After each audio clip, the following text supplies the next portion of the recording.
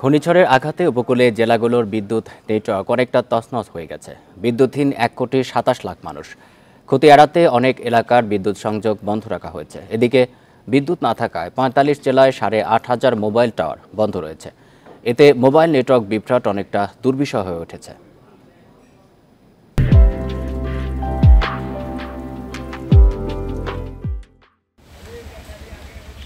লক্ষ্মীপুরে রোববার মধ্যরাত থেকে জেলার কোথাও বিদ্যুৎ নেই। বিদ্যুৎ কখন স্বাভাবিক হবে তা বলতে পারছে না বিদ্যুৎ অফিস। বিদ্যুৎ না থাকায় ব্যাহত হচ্ছে মোবাইল নেটওয়ার্কও। এদিকে লক্ষ্মীপুর রামগতি সড়কে রাস্তার ওপর গাছ উপড়ে পড়ে যোগাযোগ বিচ্ছিন্ন হয়ে পড়ে। গাছ সরিয়ে সোমবার দুপুর নাগাদ যোগাযোগ স্বাভাবিক হয়।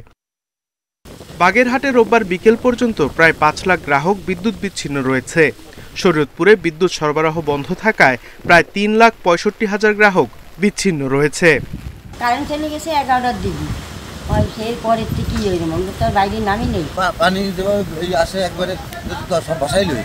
ঝড়টা থামলেই আমাদের লোকবল ফিল্ডে যাবেন এবং অতি দ্রুততার সাথে লাইন চালু করে আমাদের সম্মানিত গ্রাহকদের বিদ্যুৎ সরবরাহ নিশ্চিত করা হবে।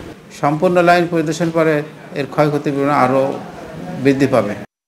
রোববার দুপুর থেকে বিদ্যুৎ বিচ্ছিন্ন সাতক্ষীরা। ঝালকাঠিতে কয়েকটি সড়কে গাছ পড়ে যান চলাচল বন্ধ হয়ে যায়।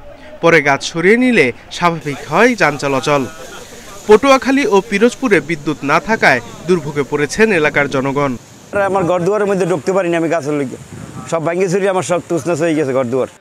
ঘূর্ণিঝড় রিমেলের প্রভাবে সারা দেশে 45টি জেলায় প্রায় 8,500 মোবাইল টাওয়ার অচল হয়ে গেছে, যার ফলে মোবাইল যোগাযোগ ব্যবস্থায় বড় ধরনের বিভ্রাট দেখা দিয়েছে বলে জানিয়েছে বাংলাদেশ টেলিযোগাযোগ নিয়ন্ত্রণ কমিশন বিটিআরসি। যে টাওয়ারগুলো ডাউন হয়ে গেছে ঘূর্ণিঝড়ের জন্য, সেগুলো পুনঃ আবার আপ করার জন্য বা অ্যাক্টিভ করার জন্য আমাদের প্রচেষ্টা চলতেছে। অপারেটরদের মাধ্যমে চেষ্টা করতেছি যত তাড়াতাড়ি আবার এটাকে পূর্ব অবস্থায় ফিরিয়ে নিয়ে আসা যায় আর কি।